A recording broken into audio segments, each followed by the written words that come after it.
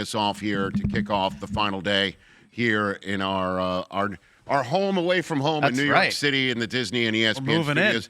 Could not stop by here without asking this man on, and kind enough, fresh off of a stay in Los Angeles and fresh off the First Take set, which is right next door. Good to see you, buddy. The great Stephen A. Smith. How y'all doing? How are you? Great to see you. I'm good, man. It was 70 degrees in L.A. yesterday. I get off the plane last night. It's 25. That's by the way, that's a heat wave over the last week. That doesn't make me happy, but I'm here. Well, I mean, you're still Hollis Queens tough, though. Always. You know what I mean? Always. But, you know, when you're in Los Angeles, you can thin out the blood. Great to see you. It's a little bit different.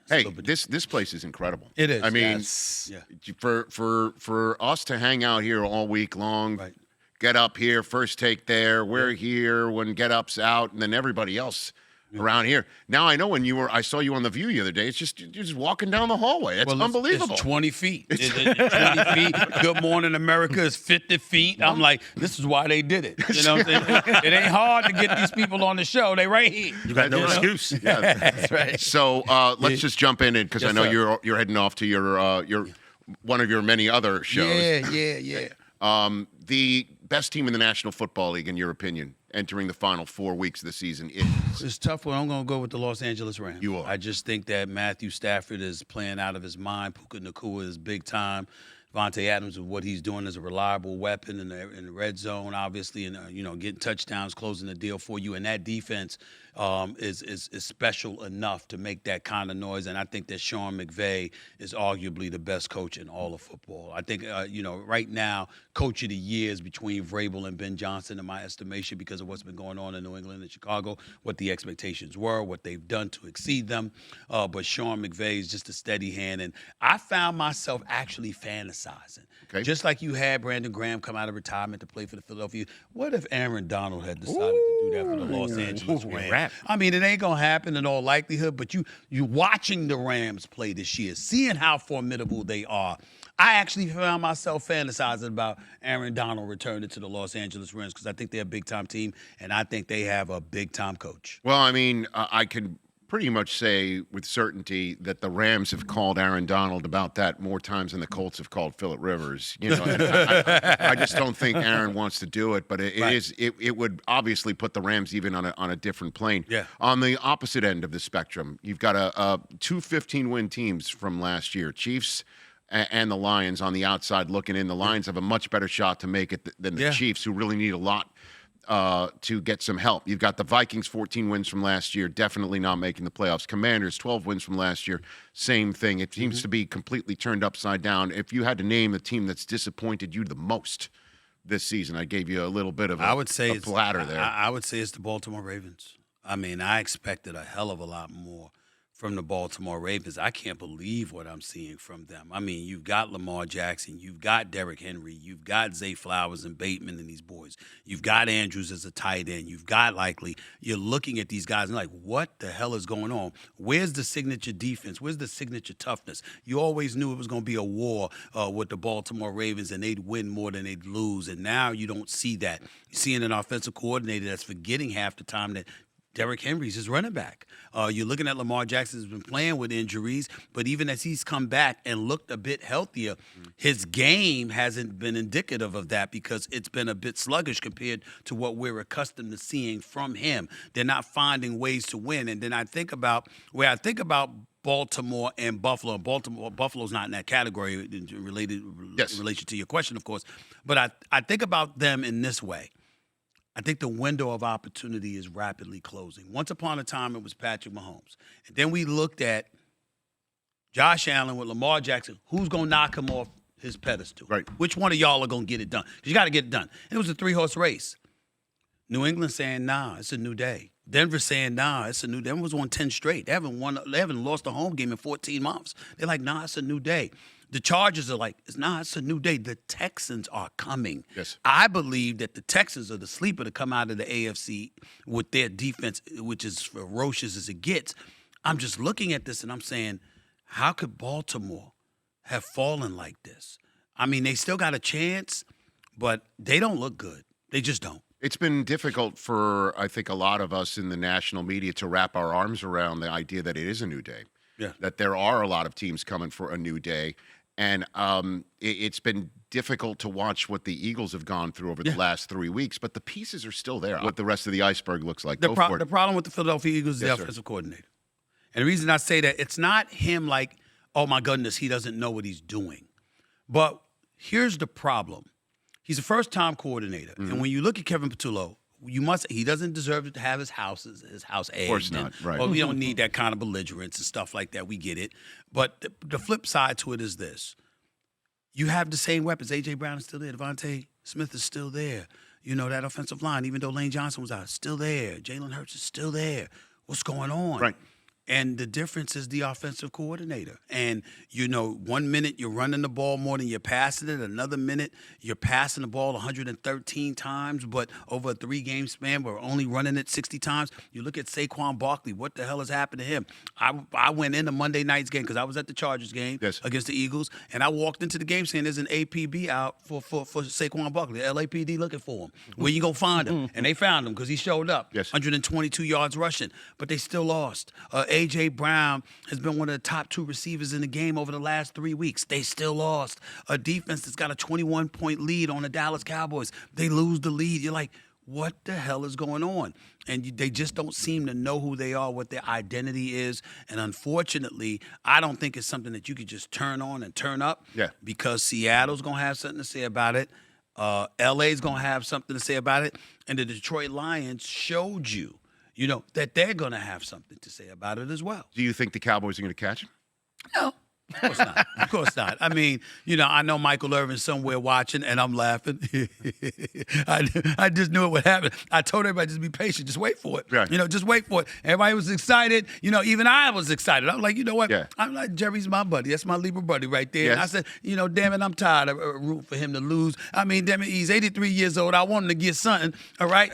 But when they lost, when they ended up going to Detroit and getting romped like that, I just laughed at myself because I kept telling everybody, be patient, just wait. I didn't know it was going to be that game. Right. But I just said, just when you heap expectations on them, they will collapse. They just don't let me down. It's been 30 straight years. They haven't let me down. This is what they do. Nope. And so, I mean, I just laugh about it, but in the same breath, listen, give the credit where credit is due. They have looked formidable. And Jerry Jones and how much he was maligned for letting go of Micah Parsons, we can't do that now. They have looked like a different team since Williams arrived. They have looked like a different team since Logan Wilson and Overshawn has come back and Logan Wilson was acquired. They have looked like a different defense, and offensively, they've looked like a juggernaut. When you lost to Chicago, CeeDee Lamb got hurt because stupidly somebody had him coming out of the backfield running the damn football. That's what TJ's been saying. They're very dumb. Very dumb for them to do. He's not built to be going up against defensive linemen and linebackers. He's built to get into your secondary against safeties and quarterbacks. You can't put him in that position. So you got hurt that game, and then he got concussed,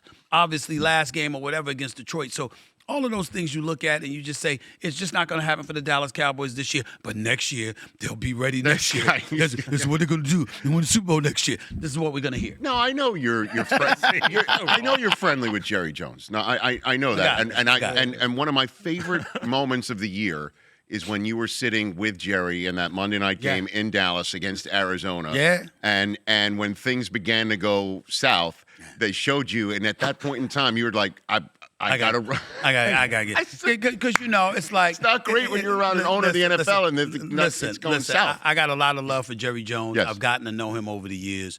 Through the playmaking and so many others. There's so much good that he's done that he doesn't get recognized for, and I really, really do have a lot of love for him. And I was recently honored by Nancy Lieberman's foundation, and Jerry Jones was a surprise presenter of the Lifetime Achievement Award, and he did that for me, and I had no idea it was going to be him, and I was real touched by that as well. So fast forward to a few weeks later, and here we are. I'm a part of Monday Night Countdown for that particular week because I do several Monday Night Countdowns a year with the NFL now, and so I'm there, and Jerry Jones like, come on up to the suite. And so I said, I got to come up there and see him. He's invited me. I got to come up there and see him. Yes. So I get up to the suite, And then one touchdown gets scored, one turnover happens, and I'm like this. I'm gonna get on out of here.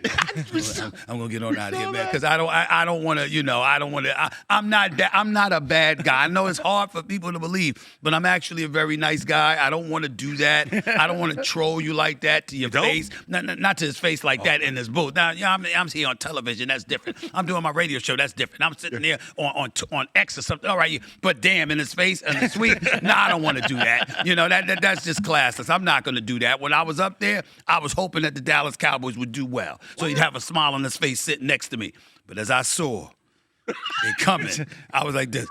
Let me get out. Let me get on out of here. Did you say we start scoring once you got to the box? No. When I said they started. Detroit started scoring. No, and Arizona started livening up. Arizona started livening up, and I saw what was coming, and I was like, let me get out now. But does he ever say to you, hey, just lay off a little bit? Never, ever. Not one time. He loves it when I talk about the Cowboys. Because, a lot of times, and believe it or not, there's a lot of times we have serious discussions off the air where I'm literally giving him my honest, heartfelt opinion about what he should do for them to get better. And he's like, I ain't listening to that.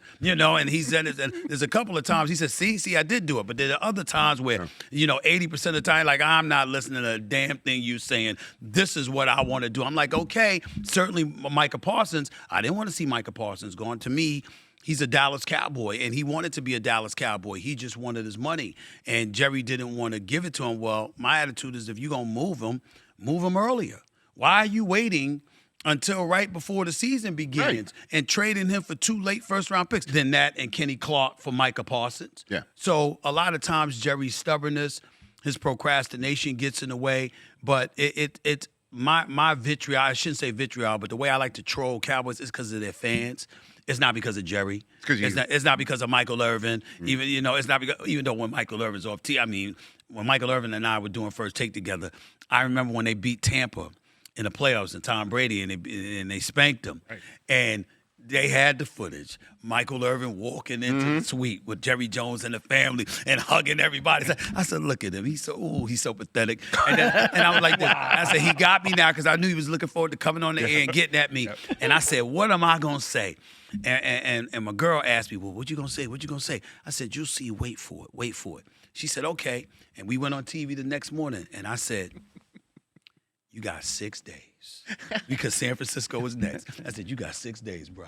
I said, so you enjoy this moment. And he's like, there you go. That's Michael, there you go. And sure enough, 6 days later, here he comes. And bam! Just like I said. Oh, it makes me sick. It's like you could set your clock to it. Stephen A. Smith, a couple minutes left that I have with you here. Sure, the story in the NBA is what? Is it Oklahoma City? It is. Maybe 81-1? Is that? I think they're going to win. Listen, I think they're on the verge. I walked into this season being very, very, very excited about the season. I think my Knicks are going to the finals. Okay. I think they could take the East, but Detroit is coming, and Detroit, you got to pay attention to them. They are for real. But then I looked at Oklahoma City, and I'm like, my God, what can't they do? Right. And Shai Gilgeous-Alexander. They're walking through the league like it's nothing. It's like, we're the champs. We know we're the champs. We know we're better than you. And we're going to show you. Maybe this game was short in the first quarter. Another game was short in the third quarter. Another game was short in the fourth quarter. But make no mistake, by the time we get finished with you, it'll be very, very clear. They've won 16 straight. They're 24-1. The only loss on their season was to Portland, which was the second game of a back-to-back. And by the way, they had played that game without Jalen Williams, and I forgot who else they were playing the game without.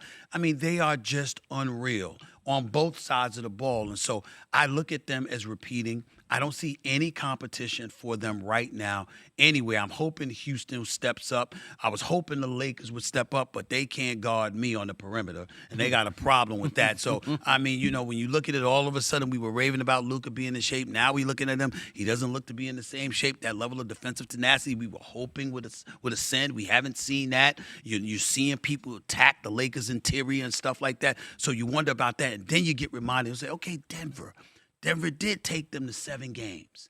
Did take them to 7 games last year in the semifinals. Jokic is still Jokic. Murray is still Murray. Porter's gone, but they still got Aaron Gordon too. Plus they went younger and they retooled and they revitalized their bench. So maybe Denver has a shot.